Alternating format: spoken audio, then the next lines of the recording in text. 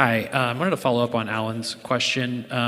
In the WEO this morning, the IMF said the outlook for the global economy is anemic and that there was turbulence below the surface. But it sounds like you're more optimistic. I mean, could you get into more detail about what you're seeing that the IMF may not be seeing and highlighting in terms of the outlook? So I do think the outlook is reasonable. It's certainly stronger, brighter than the last time we had the annual meetings in October.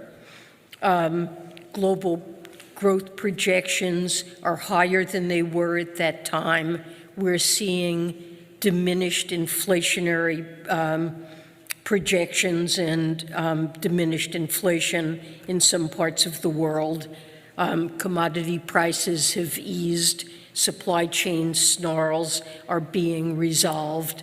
The global financial system has generally proven quite resilient.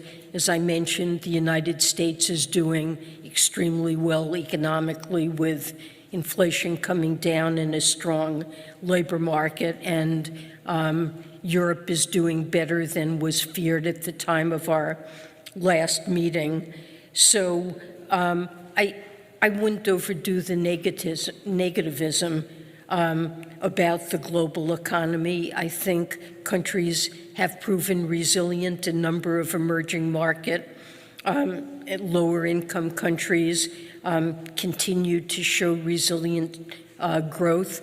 Some of them are benefiting from improvement in their terms of trade, and they have built up buffers and taken strong macroeconomic policy actions. So I think we should be more positive. Of course, there are risks. Many of them relate to Russia's war against Ukraine and the global outlook. I think the single best thing that we could do to improve the global outlook would be to end that barbaric war. But I think the outlook is reasonably bright.